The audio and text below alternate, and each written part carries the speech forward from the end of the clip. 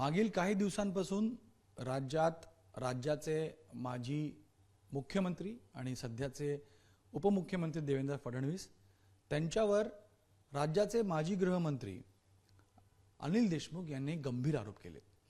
आरोप आहेत की ज्या प्रकारे देवेंद्र फडणवीसांनी त्यांच्या विरुद्ध अधिकाऱ्यांचा वापर केला किंवा त्यांना अनेक प्रकरणांमध्ये फसवण्याचा प्रयत्न झाला आणि या सगळ्या आरोप प्रत्यारोपांमध्ये एक महत्त्वाची व्यक्ती आहे, ती म्हणजे मुंबईचे माजी पोलीस आयुक्त श्री परमबीर सिंगजी, ज्यांच्या संदर्भात अनिल देशमुख यांनी त्यांचा उल्लेख करत देवेंद्र फडणवीसांवरतीही गंभीर आरोप केले। आता तीच व्यक्ती माझ्यासोबत आहे, परमबीर सिंग माझ्यासोबत आहेत। सर, स्वागत आहे तुमचं एबीपी माझामध्ये। आतापर्यंत तुम्ही या सगळ्या प्रकरणामध्ये यातनं लांब राहिलात, पण ज्या प्रकारे तुमचं नाव आलं तेव्हा तुम्ही पहिला एबीपी माझाशीच बोललात फोनवरती, आज तुम्ही प्रत्यक्ष मुलाखत देताय। माझा पहिला प्रश्न की तुमच्यावर गंभीर आरोप केले गेले की तुम्हाला अँटिलिया प्रकरणामध्ये नाव होतं, यासाठी तुम्ही देवेंद्र फडणवीसांसोबत एक डील केली आणि त्यामुळे त्यांच्यावर 100 कोटींचा वसुलीचा खोटा आरोप केला। यावर तुम्हाला काय म्हणायचं? मैंने पहले भी कहा है कि ये जो श्री अनिल देशमुख ने स्टेटमेंट सभी जगह मैंने प्रेस में मैंने भी देखी, सभी जगह वायरल भी हुई उनकी स्टेटमेंट, जहाँ मेरे ऊपर आरोप था, श्री फडणवीस के ऊपर आरोप था, उस समय के जो लीडर ऑपोजिशन थे। तो सबसे पहली प्रतिक्रिया तो मेरी यही है कि एकदम बोगस आरोप है, मनगढ़ंत आरोप है और उनके फर्टाइल इमेजिनेशन की कोई उपज है। और मुझे उनकी मानसिक जो स्थिति है, मेंटल जो बैलेंस है, उसके बारे में भी थोड़ी सी चिंता होती है कि इतना इम्बैलेंस पर्सन इस प्रकार का जो कुछ भी उल जरूल बातें कर रहा है, वो स्टेट का होम मिनिस्टर भी रहा है, अभी भी एक सीनियर लीडर्स में उनकी गिनती होती है, लेकिन मुझे लगता है वो अपना पूरा मानसिक संतुलन खो बैठे हैं। इस प्रकार की उल जलूल बातें कर रहे हैं, आरोप लगा रहे हैं, फ्रस्ट्रेशन की वजह से लगा रहे हैं। किस कारण से लगा रहे हैं, मैं राजनीति ज़्यादा समझता नहीं हूँ, आज तक मैं कभी प्रेस के सामने आया नहीं था। जो मेरे को अपने सफाई में अपने पक्ष में कहना था, मैंने अभी तक कोर्ट में कहा। मैं कभी भी किसी प्लेटफॉर्म पे, मीडिया प्लेटफॉर्म पे, सोशल मीडिया पे कहीं भी जाके कभी भी मैं तू मैमे में इंडल्ज नहीं हुआ था। लेकिन जो ये गंभीर आरोप मेरे ऊपर देशमुख साहब ने किया, मजबूरन मुझे सामने आना पड़ा और मुझे अपनी प्रतिक्रिया देनी पड़ी, मुझे अपना पक्ष रखना पड़ा। और मेरा पक्ष रखने के बाद मैंने कल ही श्री अनिल देशमुख के सुपुत्र श्री सलिल देशमुख का कहीं वीडियो सर्कुलेट हो रहा था, जहाँ वो मेरे बारे में बहुत ही अभद्र असभ्य भाषा का इस्तेमाल, कुत्ता बोल रहे थे, साला बोल रहे थे। ये महाराष्ट्र की संस्कृति नहीं है, संस्कार नहीं है। कहाँ से ये शब्द निकल के आ रहे थे मुझे समझ नहीं आ रहा था। मैं इस प्रकार के कभी शब्दों का इस्तेमाल नहीं करता।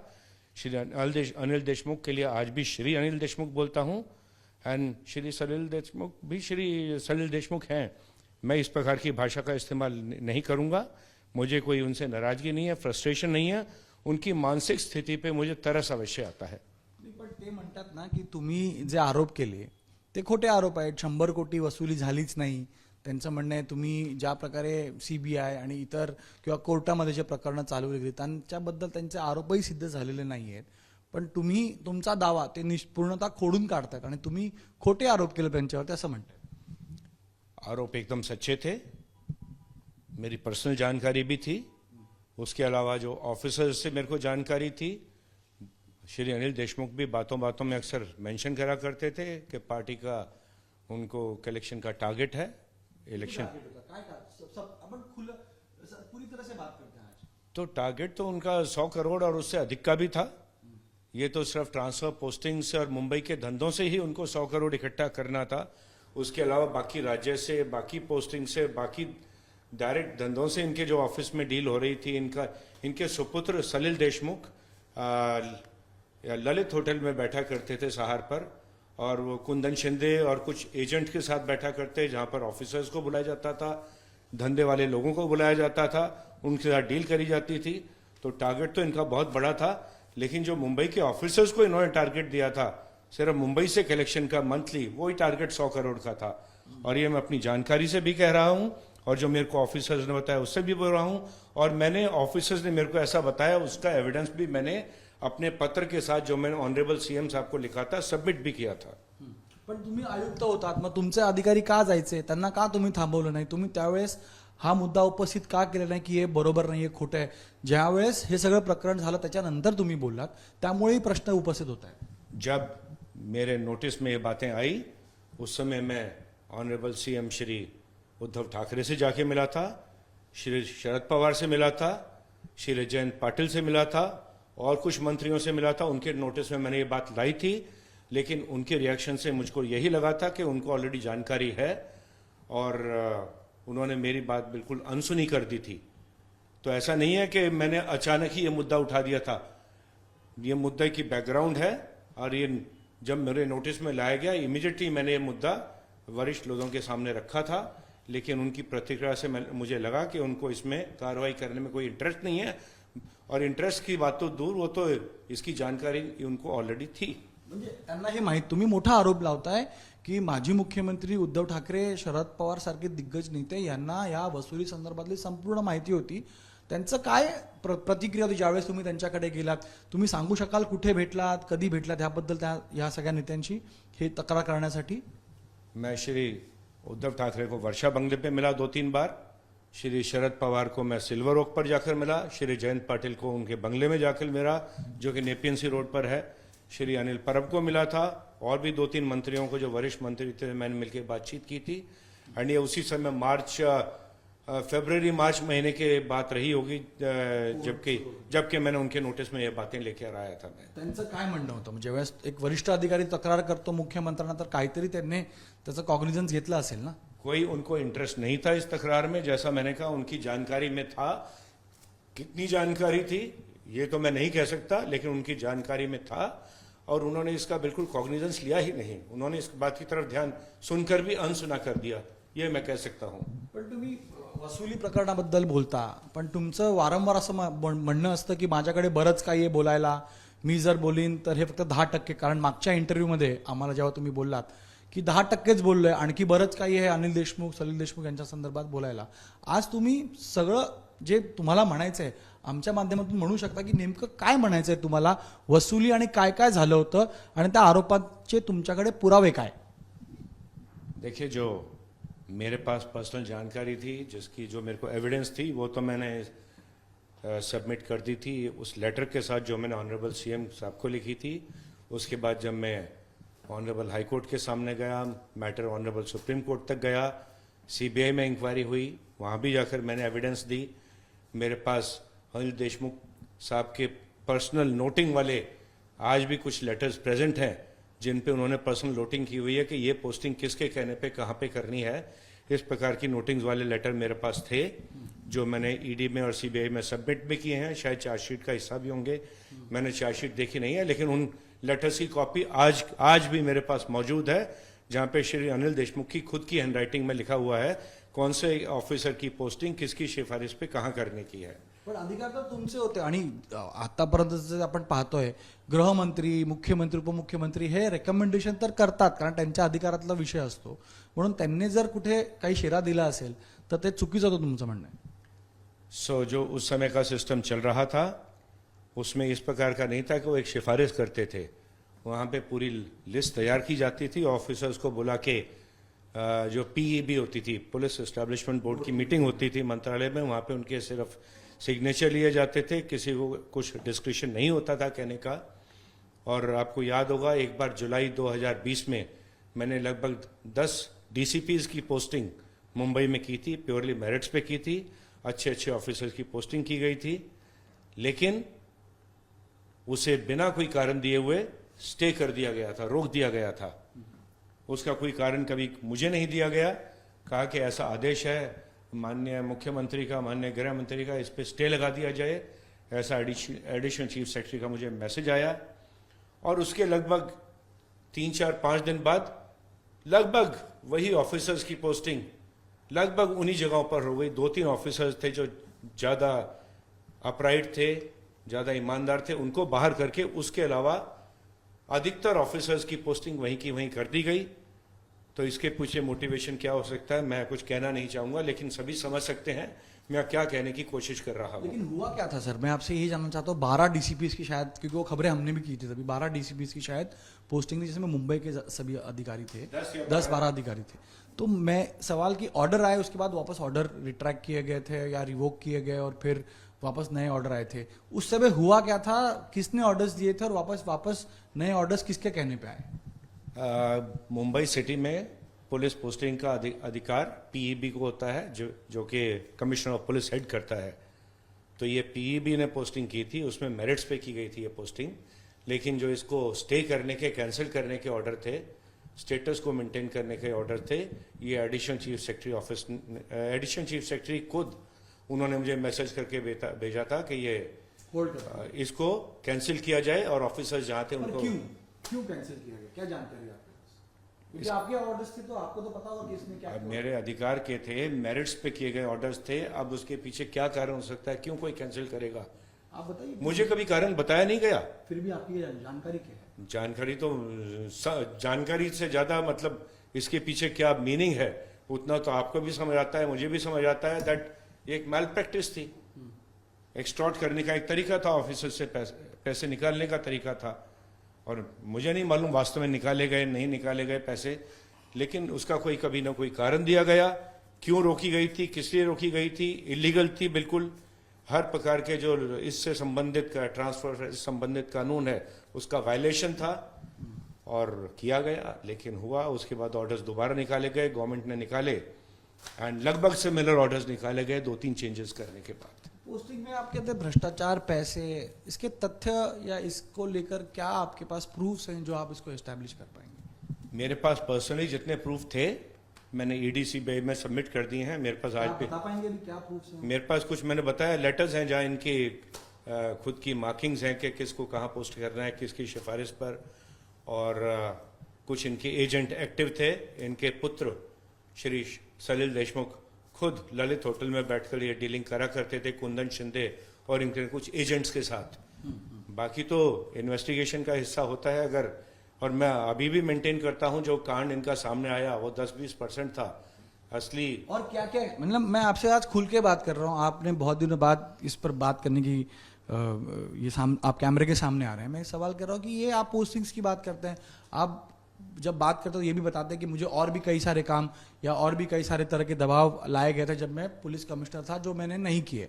तो आज आप बताइए विद तथ्यों के साथ या सबूतों के साथ कि क्या आपको कहा गया था और क्या क्या आपके आरोपों को साबित करने की चीजें आपने सामने रखी हैं। देखिए, मैंने आपको बताया पोस्टिंग्स में धंधों से कलेक्शन, एस्टेब्लिशमेंट से कलेक्शन, ये तो इनका मेन सोर्स ऑफ कलेक्शन था ही। लेकिन इसके अलावा जहां इन्होंने मेरे से इलीगल कार्रवाई करवाने की कोशिश की या जो मेरे पे प्रेशर लाया गया वो अपने पॉलिटिकल ओपोनेंट्स के विरुद्ध कार्रवाई करने के लिए। मैं एक तो 2-3 जो मुझे इमीडिएटली जो एपिसोड्स याद आते हैं, एक तो श्री अनिल गोटे नाम के एक पॉलिटिशियन, फॉर्मर एमएलए हैं, वो एक किसी पब्लिक प्रोसिक्यूटर चौहान, पूरा नाम उनका क्या था, श्री प्रवीण चौहान के साथ उनकी मीटिंग श्री अनिल देशमुख के बंगले पे हुई थी, जहां बोला गया था श्री जय कुमार रावल के खिलाफ, श्री गिरीश महाजन के खिलाफ गुने दाखिल किए जाएं। कुछ वो नोटिंग लेके घूमते थे, कुछ कंप्लेंट लेकर घूमते थे। मुझे श्री अनिल देशमुख ने प्रेशराइज करा कि श्री जय कुमार रावल और श्री गिरीश महाजन के खिलाफ गुने दाखिल किए जाएं। मैंने रिफ्यूज कर दिया था कि गुना नहीं बनता, मैं गुना दाखिल नहीं करूंगा। उसके बाद मुझे सिल्वर ओक पर बुलाया गया, वहां भी यही कहानी दोहराई गई, यही लोग प्रेजेंट थे, श्री अनिल देशमुख भी प्रेजेंट थे। वहां भी मैंने कहा ये गुना। कौन था वहां पे? देशमुख साहब के अलावा सिल्वर ओक पे ये अनिल गोटे थे, वो पीपी चौहान थे, श्री अनिल देशमुख थे और श्री शरद पवार ने वो मीटिंग बुलाई थी, उनकी प्रेजेंस में हुई थी। मैंने मना कर दिया था ये गुना बनता नहीं और मैं ये गुना दाखिल करूंगा नहीं। कौन से केसेस कहे गए थे सर करने के लिए दोनों के ऊपर? कौन सी किस तरह केसेस का डिटेल मेरे को अभी, ये तो थोड़ा मुझे अपने नोट्स पुराने रेफर करके मैं आपको बाद में बता पाऊंगा। ऑफ एंड रिकॉल करना मुझे थोड़ा कठिन जा रहा है। मैं नोट्स। मीटिंग कब हुई थी, कौन से महीने में हुई थी, कहाँ हुई थी, मतलब किस कैसे हुई? ये 2020 की बात है। हो सकता है कि सितंबर अक्टूबर की बात रही हो, लेकिन मैं ये समय के बारे में एग्जैक्टली मैं I am not very sure, लेकिन मीटिंग हुई थी। और ये फिर इन लोगों को मैंने, जयंत पाटिल साहब ने भी अपने ऑफिस में बुला के इनको बिठा के रखा था एक बार, वहां भी मुझे बोला गया था गुनाह दाखिल किया जाए। और वहां पे मुझे ये भी याद आता है कि जयंत पाटिल साहब ने सिर्फ इनके विरुद्ध ही नहीं, श्री जयकुमार रावल और श्री गिरीश महाजन के विरुद्ध ही नहीं, उनके भी कोई पॉलिटिकल विरोधी हैं जिनका कोई medical college, private medical college वहाँ पे उनके जिले में, सांगली जिले में चलता है, उनके विरुद्ध भी चाहते कि गुनाह दाखिल किया जाए और कार्रवाई हो, उनके कॉलेज पे जाके कुछ रेड्स वेड्स की जाए। वो भी मैंने बिल्कुल रिफ्यूज़ कर दिया था कि ये पुलिस का चार्टर नहीं है, गुनाह नहीं बनता, ये मैं बिल्कुल नहीं करूँगा। तो ये आप कह रहे हैं कि जयंत पाटिल भी आप पर दबाव ला रहे थे, यानी सारे लोग आप पर दबाव ला रहे थे और आपने वो नहीं किया। तो ये बातें आप आज बता रहे हैं, इसके पहले इसका कहीं जिक्र या कहीं आपने तक शिकायत की थी कि कुछ बातें या इन्वेस्टिगेशन के दौरान आपने बताई हैं? इससे संबंधित सवाल किसी एजेंसी में पूछे नहीं गए थे, और ये मैंने जो इससे पहले लिखा था एजेंसीज को, वो एक स्पेसिफिक टॉपिक के संबंधित मैंने लिखा था। लेकिन अब आपने सवाल पूछा है तो जो मुझे बातें याद आ रही हैं वो मैं ज़्यादा से अब बताने की कोशिश कर रहा हूँ। एक मुझे और जो किस्सा याद आता है कि मुझे मातोश्री पे बुला के, जहाँ श्री अनिल देशमुख भी प्रेजेंट थे, एक और मेरे ऊपर दबाव डाला गया था कि श्री प्रवीण दरेकर के खिलाफ मुंबई कोऑपरेटिव बैंक का कोई भी केस दाखिल करा जाए। मैंने कहा था ऑलरेडी उसमें इन्वेस्टिगेशन हो चुका है, शायद केस भी क्लोज हो चुका था जितना मुझे याद आता है। तो मैंने वहाँ भी केस दाखिल करने से, कोई कार्रवाई करने से साफ इनकार कर दिया था। तो इस प्रकार का प्रेशर ओपोनेंट्स के खिलाफ, अपने विरोधियों के, पॉलिटिकल विरोधियों के खिलाफ पुलिस का इस्तेमाल करने का प्रयत्न बार बार किया गया। लेकिन मैं हमेशा अपने, जो मेरा निर्णय था कि मैं अपने ऑफिस का, अपनी पुलिस फोर्स का दुरुपयोग पॉलिटिकल पर्पस के लिए नहीं होने दूंगा, मैं उस पर अड़ा रहा, उससे मैं नहीं हिला। क्या इससे इन्हीं लोगों पर कार्रवाई की बात की थी कि और भी कुछ चीज़ें आपके सामने रखी गई थी जो आपने करने से मना कर दिया था?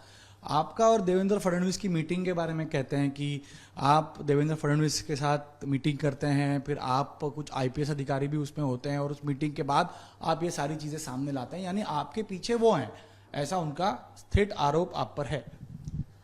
इस प्रकार की मीटिंग मेरी श्री फडणवीस के साथ या बाकी जिसमें आईपीएस ऑफिसर्स रहे हो, मेरी जानकारी में तो नहीं है। अगर जिनकी जानकारी में वो इसके बारे में बताएं, कुछ रिवील कर दें तो मुझे भी जानकार कर।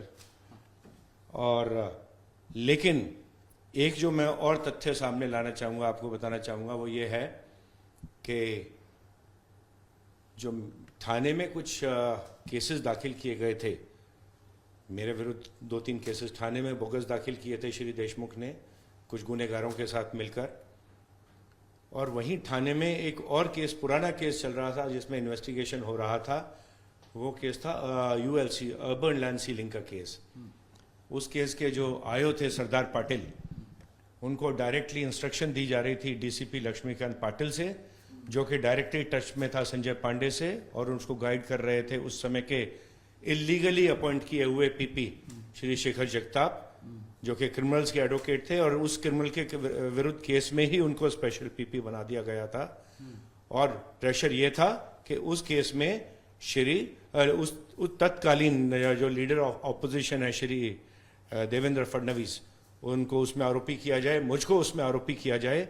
और इसके बारे में मेरे पास वीडियो एविडेंस अवेलेबल है, और जब सूटेबल समय होगा तो मैं ये वीडियो एविडेंस भी मैं रिवील करके दिखाऊंगा कि किस प्रकार से पुलिस का इस्तेमाल मेरे को टारगेट करने के लिए, बाकी पॉलिटिकल लीडर्स को टारगेट करने के लिए पुलिस मशीनरी का इस्तेमाल किया गया। और झूठे केसेस मैं पहले भी कह चुका हूं कि मेरे ऊपर झूठे केसेस सोनू जलान और रियाज भाटी को अपने घर पे बुला के किए। इसके अलावा श्री सलिल देशमुख भी डायरेक्टली क्रिमिनल से टच में थे। उन्होंने मीटिंग ऑर्गेनाइज करी थी श्री अनिल देशमुख की अलग अलग क्रिमिनल्स के साथ, और उसके बाद पश्चात मेरे खिलाफ 5 या 6 जो भी केसेस थे दाखिल किए गए थे, झूठे केसेस थे, क्रिमिनल्स द्वारा दाखिल किए गए थे। एंड सुप्रीम कोर्ट ने ऐसा ऑब्जर्वेशन दिया था कि ये तो सारे क्रिमिनल्स हैं जिनके विरुद्ध कार्रवाई की जा चुकी है, उन लोगों के कहने पे केसेस हैं, एक कंसर्टेड एफर्ट का हिस्सा है। इसीलिए सुप्रीम कोर्ट ने सारे मेरे जितने केसेस थे स्टेट से निकाल के सीबीआई को ट्रांसफर किए थे। और एक जो बहुत ही मतलब एक मैं कहूँगा कि इससे पहला कभी शायद सुप्रीम कोर्ट ने इस प्रकार का ऑनरेबल सुप्रीम ऑर्डर नहीं दिया होगा। उन्होंने कहा था केवल एग्जिस्टिंग केसेस ही नहीं, इसके बाद भी अगर ये स्टेट गवर्नमेंट कुछ केसेस परमबीर सिंह के विरुद्ध दाखिल करती है तो वो केसेस भी ऑटोमेटिकली सीबीआई को ट्रांसफर हो जाएंगे। तो सुप्रीम कोर्ट एविडेंस से इतना कन्विंस हो गई थी, जो मैंने रिकॉर्डिंग्स दिखाई थी, बाकी एविडेंस ऑनरेबल सुप्रीम कोर्ट को दिखाई थी, कि उन्होंने ना केवल वर्तमान केसेस बल्कि फ्यूचर में भी दाखिल होने वाले केसेस मेरे विरुद्ध उन्होंने कहा था डायरेक्टली सीबीआई को ट्रांसफर हो जाएंगे। अनिल देशमुख लगातार चांदीवाल कमीशन का जिक्र करते हैं। वो कहते हैं कि चांदीवाल कमीशन की रिपोर्ट सार्वजनिक की जाए, यानी उसमें आपके खिलाफ जरूर कुछ ना कुछ आया होगा जिसको लेकर वो इसकी मांग कर रहे हैं। चांदीवाल कमीशन की हालांकि स्थापना ही महाविकास आघाड़ी सरकार के समय की थी। चांदीवाल कमीशन के सामने आप गए थे, आप पर गंभीर आरोप थे, क्या हुआ था? आरोप मेरे ऊपर नहीं थे। चांदीवाल कमीशन में आरोप श्री अनिल देशमुख के विरुद्ध थे, और मेरे से जब मेरे को बुलाया गया था, मैंने कहा जितना मुझे कहना था मैंने अपनी लेटर में कह दिया है, इसके अलावा मुझे कुछ ऐड नहीं करना है। सारी एविडेंस मेरी लेटर के साथ मैंने ऐड कर दी है। और जब रिपोर्ट सबमिट हुई, वो रिपोर्ट उस समय सबमिट हुई थी जब श्री अनिल देशमुख की खुद की सरकार, वो शायद सरकार में नहीं थे लेकिन उनकी पार्टी की सरकार उस समय इस राज्य में थी। तो उस रिपोर्ट में क्या है उनको मुझसे बेहतर मालूम होना चाहिए, लेकिन मैंने न्यूज़पेपर्स के माध्यम से और सोशल मीडिया के माध्यम से जितनी जानकारी हुई, चांदीवाल कमीशन ने तो शायद यही कहा है उसमें, जो मैंने न्यूज़पेपर में पढ़ा है, कि इसमें मेरे ऊपर तो कुछ उन्होंने आरोप लगाया नहीं है या कुछ सिद्ध नहीं किया है, लेकिन उन्होंने शायद मेरा रोल अप्रिशिएट किया है और ये कहा है कि श्री अनिल देशमुख का जो रोल है इसमें पूरा बहुत ही डुबियस है, एंड इन्वेस्टिगेशन के द्वारा ही उनका रोल सामने आ सकता है। लेकिन पूरी जानकारी मुझे इस चांदीवाल कमीशन की रिपोर्ट के बारे में नहीं है, लेकिन जहाँ तक मेरी जानकारी है प्रेस के माध्यम से, मेरे खिलाफ कोई फाइंडिंग इस रिपोर्ट में नहीं है। सर, ये सवाल मेरा है, आप कह रहे हैं मेरे पास वीडियो रिकॉर्डिंग है, तो वीडियो रिकॉर्डिंग आप सार्वजनिक क्यों नहीं करते? आप बता सकते हैं कि ये है।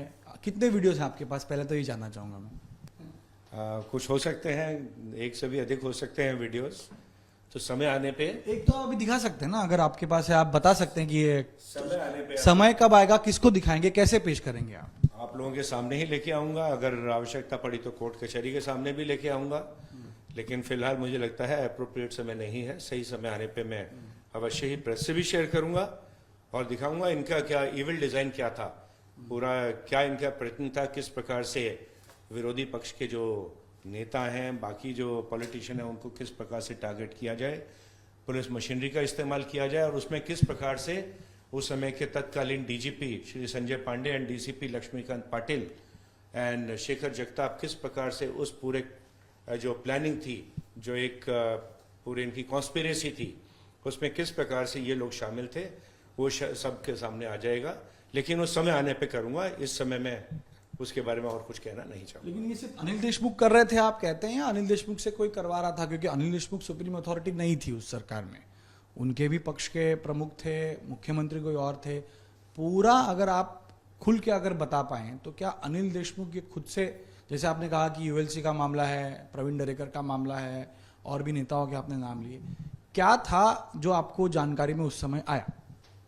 देखिए, इसके मेन सूत्रधार तो अवश्य ही अनिल देशमुख थे, लेकिन जो क्रिमिनल्स को बुला के उनके साथ मीटिंग्स की गई, उनको इंस्टिगेट किया गया, गाइडलाइंस दी जा रही थी, कुछ पुलिस अधिकारियों को, संजय पांडे जैसे अधिकारियों को जो इंस्ट्रक्शन दी जा रही थी कि किस लेडर को टारगेट करना है, वो सिर्फ अनिल देशमुख तक सीमित नहीं था, उसके तार उससे भी बहुत ऊपर तक जाते थे। किस तक पहुंचते थे? मातोश्री तक भी जाते थे, सिल्वर ओक तक भी जाते थे, कहाँ कहाँ जाते थे, वो समय आने पे सब सामने आ जाएगा। राजनीतिक दबाव तंत्र जो आप आरोप लगा रहे कि इस्तेमाल किया गया, वो तो मातोश्री और सिल्वर ओक से हो रहे थे आप कह रहे हैं, या देवेंद्र फडणवीस सबके खिलाफ?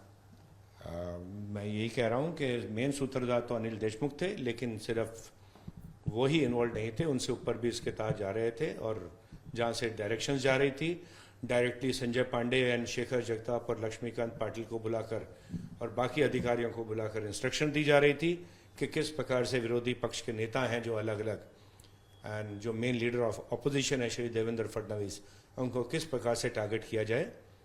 तो मुझे लगता है कि इसमें शायद और भी अधिक ऊपर के लेवल का इन्वॉल्वमेंट था। सर, आप जब कमिश्नर थे उस समय 2-3 विषय आपके कंडक्ट पे भी वो हमेशा सवाल उठाते कि जिस तरह से आपने कुछ चीज़ों को या इन्वेस्टिगेशंस को हैंडल किया, जिसमें सबसे बड़ा था सुशांत सिंह राजपूत का। वो खुद मीडिया में उस बारे में बात करते थे गृह मंत्री होने के नाते। आपके सुपरविजन में वो केस चल रहा था। उनका कहना उस समय ये था कि दबाव इन्वेस्टिगेशन पे इस तरह लाया जा रहा था कि पूरी बॉलीवुड इंडस्ट्री पुलिस के चरणों में गिरे और फिर पुलिस या आप उसका इस्तेमाल करके अपने संबंध बनाए बॉलीवुड इंडस्ट्री से, या एक तरह से उनसे अपना एक कनेक्शन जोड़ पाए, इसीलिए आप फॉल्स प्रेशर ला रहे थे बॉलीवुड इंडस्ट्री में सुशांत के केस में, ऐसा आप पर आरोप है। मुझे लगता है श्री अनिल देशमुख को विशेष इंटरेस्ट है फिल्म इंडस्ट्री में, पक्का नहीं पता, लेकिन मैंने सुना है एक समय वो भी शायद एक फिल्मी हीरो बनना चाहते थे। लेकिन इस केस में अवश्य बार बार कहते थे कि बड़े बड़े डायरेक्टर्स को, बड़े बड़े एक्टर्स को बुलाया जाए, ताकि थोड़ा तो उनको पता लगना चाहिए कि इन्वेस्टिगेशन कैसे फेस किया जाता है। लोग उनके पास दौड़ कर आएंगे, उनके पास सिफारिश लेके आएंगे, और वो अपनी इन्फ्लुएंस जो फिल्म इंडस्ट्री में बढ़ाना चाह रहे थे, उसमें चाहते थे कि इस इन्वेस्टिगेशन के माध्यम से फिल्म इंडस्ट्री में वो अपना इन्फ्लुएंस बढ़ा सकें। लेकिन आपने कुछ लोगों को बुलाया, तो क्या वो उस प्रेशर में आपने बुलाया या वो क्योंकि कुछ लोग तो आए थे, करण जौहर आए थे, संजय लीला बंसाली आए थे, सबसे इन्वेस्टिगेशन हुआ था वो, तो क्या वो उनका प्रेशर था? नहीं, ये जो नाम हमारे इन्वेस्टिगेशन के दौरान हमारे रिकॉर्ड पे आए थे, ऐसे 2-3 लोगों को अवश्य बुलाया गया था। और आई थिंक कौन से, शायद एक रिटायर्ड डायरेक्टर थे, शायद शेखर कपूर या किसने एक ट्वीट की थी श्री सुशांत सिंह राजपूत के बारे में कि फिल्म इंडस्ट्री के लोगों ने कैसे प्रेशराइज किया था। उसके संबंध में मुझे एग्जैक्टली याद नहीं आता, कुछ लोगों को बुलाया था। लेकिन श्री अनिल देशमुख ये बार बार अवश्य बोलते थे कि ज़्यादा से ज़्यादा लोगों को बुलाया जाए, प्रेशराइज किया जाए, ताकि लोग दौड़कर उनके पास जाएं, उनकी शरण में जाएं। और उनको मैंने कहा कि कुछ विशेष इंटरेस्ट था फिल्म इंडस्ट्री में, वो शायद पूरा नहीं हो पाया। और एंटीलिया केस को लेकर भी आप पे सवाल उठाते हैं लगातार, आपके या सचिन वाजे जो आपको रिपोर्ट करते थे उसको लेकर सवाल उठाते हैं कि सब जो हो रहा था वो आपके कहने पे ही हो रहा था, ऐसा भी आप पर आरोप है। तो मैंने कहा नहीं है, उनके उनकी मनगढ़ंत जो कहानी है, मैं उसके बारे में पहले ही कह चुका हूँ कि और ज़्यादा कमेंट करना नहीं चाहूँगा। इन्वेस्टिगेशन इस केस में हो चुका है। स्टेट मशीनरी जो स्टेट की ATS है उनके नीचे आती थी, उन्होंने भी इन्वेस्टिगेट किया है, नेशनल एजेंसी ने भी इन्वेस्टिगेट किया है। तो इन्वेस्टिगेशन के बारे में मैं कमेंट करना नहीं चाहूँगा। लेकिन जो ये कि मानसिक संतुलन कुछ खो बैठे हैं, किस कारण से खो बैठे हैं, एंड अचानक 3 साल बाद इनके दिमाग में एक कहाँ से फितूर पैदा हुआ है और मेरे को घसीटने की कोशिश की गई। मैं इन चीज़ों से दूर रहा हमेशा। मैं कभी इस कंट्रोवर्सी में मेरे खिलाफ कई बार बोला, मैं दूर रहने की कोशिश की, लेकिन जब उन्होंने इतना गंभीर आरोप कर दिया तो मुझे भी लगा कि मुझे आके अपना पक्ष रखना चाहिए, और मेरी क्या जानकारी है और मैं क्या समझ रहा हूँ वो मैंने सामने रखा, खुलकर रखा। और मैं तो आज फिर दोहराता हूँ कि अगर मैं कुछ भी झूठ कह रहा हूँ, मैं मेरा खुद नार्को कराने को तैयार हूँ। लेकिन जो ये अनिल देशमुख और उनके सुपुत्र श्री सलिल देशमुख झूठ बोल रहे हैं, झूठे आरोप लगा रहे हैं, उन्हें भी मेरे साथ आकर नार्को करने दीजिए। एक ही दिन चल के तीनों नार्को करेंगे, ये मेरा चैलेंज एक्सेप्ट कर लें। आज भी मैं इस चैलेंज पर अडिग हूँ, और 10 दिन बाद, 15 दिन बाद भी अगर वो मेरा चैलेंज एक्सेप्ट करने को तैयार है, मैं नार्को उनके साथ जाकर करने को तैयार हूँ। मेरा आखिरी सवाल, आपने पिछली बार जब फोनो इंटरव्यू हुआ था तब कहा था कि 10% ही मैं अब तक बोला हूँ, तो आज क्या वो परसेंटेज बढ़ा है? जब आपने जो खुलासे किए हैं 20-30, बाकी परसेंटेज कितने हैं? कब आएगा सामने, कैसे आएगा सामने? देखिए, मैंने ये कहा था कि जो सामने आया है अभी तक वो 10-20% है। कांड इनके बहुत बड़े बड़े हैं, बाकी कांड कब आएंगे मैं लाऊंगा, मैं माध्यम होऊंगा वो कांड सामने लाने का, ये कोई और होगा, वो समय बताएगा। लेकिन कांड तो इन्होंने बहुत बड़े किए हैं, बहुत अन्याय किए हैं, लोगों से पैसे वसूल किए हैं, और बहुतों की तो पैसे वसूल करने के बाद पोस्टिंग भी नहीं की गई, लोगों की ज़िंदगी भी बर्बाद कर दी। और मुझे लगता है कुछ अधिकारियों ने अब बोलना शुरू कर दिया है, और मैं खुश होऊंगा। अच्छा होगा कि बाकी अधिकारी जिन पे अन्याय हुआ वो भी थोड़ी हिम्मत दिखाकर सामने आए, और जो उनके साथ इन लोगों ने किया है वो अथॉरिटीज़ के सामने, प्रेस के सामने, पब्लिक के सामने इनका असली चेहरा लाया जाए, जो है असली चेहरा अभी तक छुपा कर रखा हुआ था। और नार्को टेस्ट करवा लें, अगर इनोसेंट है तो नार्को टेस्ट करवा लें। मैं तो कहता हूँ इनोसेंट हूँ, मैं नार्को के लिए तैयार हूँ, लेकिन इनके साथ नार्को कराऊंगा। आप कह रहे हैं 100 करोड़ रुपए के टर्न टारगेट था, उनको दिया गया था, वो सिर्फ वसूली का था, पोस्टिंग का था। अच्छा, बाकी क्या क्या था फिर? आप अब पूरा अगर आपके पास है जाएंगे तो बताइए क्या पोस्टिंग्स के आप आरोप लगा रहे हैं? मुंबई सिटी का टारगेट मुझे बताया गया था 100 करोड़ है, बाकी पूरे डिपार्टमेंट का टारगेट इनका कितने 100 करोड़ था, कई 100 करोड़ में था, ये तो अवश्य था। कितना था उसके बारे में स्पेकुलेट करना नहीं चाहूंगा, जानकारी। आप बातें आपने कोर्ट के सामने, एजेंसी के सामने रखी है, उनका क्या है उस पर रूल? तो जो मेरे पास एविडेंस थी, मैंने बताया, मेरे पास आज भी पत्र हैं इनके हैंड रिटन, जहाँ पे इनके नोट्स हैं, जिनके रिमार्क्स हैं, वो पत्र आज भी मेरे पास हैं। मैं किसी दिन मीडिया के साथ भी शेअर कर दूंगा अवश्य।